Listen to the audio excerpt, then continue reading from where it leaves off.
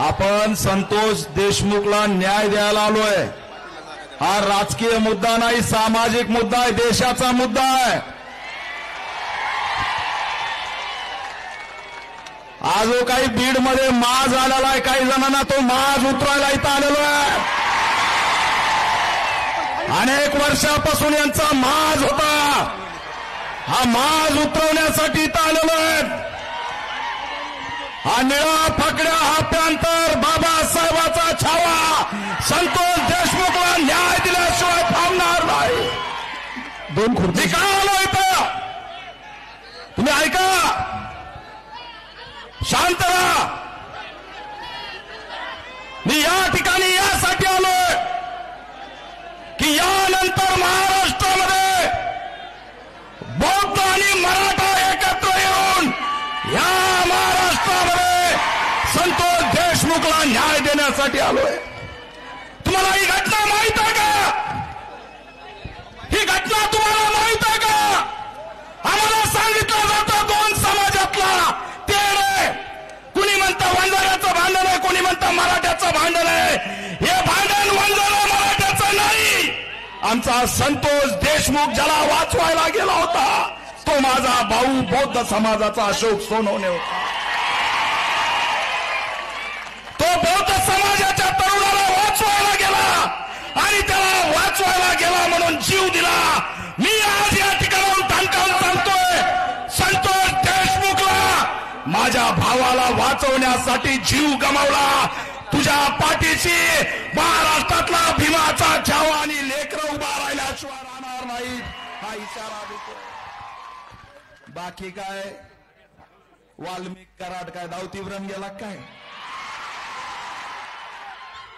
त्याला गल्लीमधलं चिरकुट गुन्हेगार, त्याला विधान भावनात त्याचं नाव काय घेते, त्याची एवढी लायकी आहे का? अरे तुम्हाला सापडत नसेल देवेंद्र फडणवीस, एकदा सांगा मला सापडत नाही, मी सापडून आणतो, हा ठाकरे सापडून आणतो। इथं छत्रपती संभाजी राजे बसलेत, मनोज दादा बसलाय, सुरेश दास अण्णा बसले, संदीपराव बसलेत। अरे एकदा सांगा, आम्ही धरून आणतो, आम्हाला सांगा। आईला दावती ब्रह्मोनी त्याला वाल्मिक कराड, अरे उचला याचं बिराड, आता बस झालं।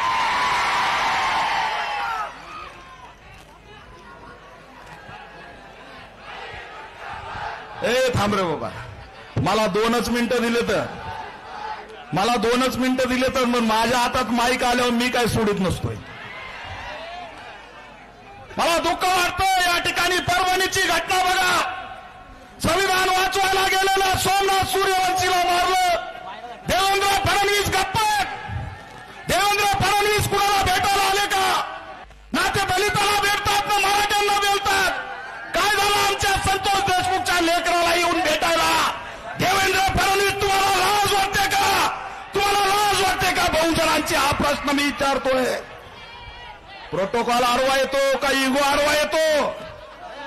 आणि म्हणून हे माझा बाबासाहेबांचा फोटो घेऊन हा वाघ आलाय, उभा राहा, हे उभा राहा, फोटो दाखवा। संतोष देशमुख एकटा नाही, संतोष देशमुख एकटा नाही, समग्र बाबासाहेबाची चळवळ त्याच्या पाठीशी आहे आणि त्याला न्याय दिल्याशिवाय आम्ही या ठिकाणी शांत बसणार नाही। आणि म्हणून आमची मागणी आहे, संतोष देशमुखच्या मारेकरांना अटक झाली पाहिजे, त्यांना फाशी झाली पाहिजे। आमच्या अंजलीताई दामाने यांनी सांगितलं,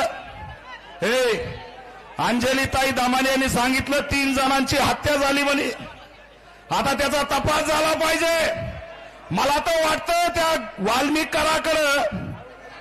कराडकडं त्या धनंजय मुंडेचं यांचं गाभाडलंय मोठं, त्याला यांनीच लपवलं असं बाबा, येऊ घातला तर आपलं काही खरं नाही। त्याच्यामुळे या बीड जिल्ह्यात दलितांवरती हल्ले यांनी केले, आदिवासींवरती हल्ले यांनी केले, पारध्यांवरती हल्ले यांनी केले। परवा दिवशी परळीमध्ये विकास जोगदंचं हत्याकांड, विजापूरच्या कर्नाटकमध्ये नेऊन केलं, ब्र शब्द काढला नाही, त्याच्या घरी जाऊन कुणी भेटलं नाही। आणि म्हणून जोपर्यंत संतोष देशमुखच्या मारेकरांना फाशी होत नाही तोपर्यंत आम्ही आता थांबणार नाहीत। या ठिकाणी एवढंच बोलतो आणि जाहीर पाठिंबा देऊन थांबतो। जय भीम, जय शिवराय।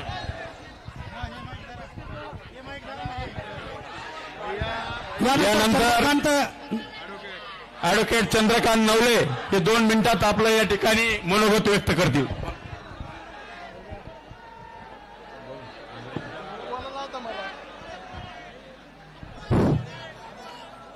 महाराष्ट्राचा आराध्य दैवत छत्रपती शिवाजी महाराज या ठिकाणी मराठा क्रांती योद्धा आदरणीय मनोजदादा जरांगे पाटील, संभाजी महाराज, सुरेशांना दस, प्रकाशदादा सोळंके, संदीप भैया क्षीरसागर, मोहनरावजी जगताप, बजरंग सोनवणे आणि उपस्थित या चंपावती नगरीमधील बहादर माता आणि भगिनींनो, इतके दिवस झाले परंतु आतापर्यंत फक्त 4 आरोपी अटक झालेत।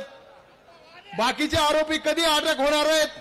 महाराष्ट्राच्या मुख्यमंत्र्याला मी या सभेतून आवाहन करतो की आपण लवकरच या ठिकाणी भेट द्यावी आणि या संतोष देशमुखाच्या कुटुंबाला न्याय द्यावा, अन्यथा इथून पुढे तीव्र आंदोलन या जिल्ह्यातील जनता छेडल्याशिवाय राहणार नाही। आणि इथं उपस्थित सर्व जे आदरणीय नरेंद्र पाटील साहेब सुद्धा आलेले आहेत। मी या सगळ्यांना विनंती करतो की हे लवकरात लवकर जर कारवाई झाली नाही तर पुन्हा एकदा आम्ही तुमच्याबरोबर माजी मंत्री प्राध्यापक सुरेश नवले आणि आम्ही सर्वजण आपल्याबरोबर या संघर्षामध्ये आहोत। जय हिंद, जय महाराष्ट्र।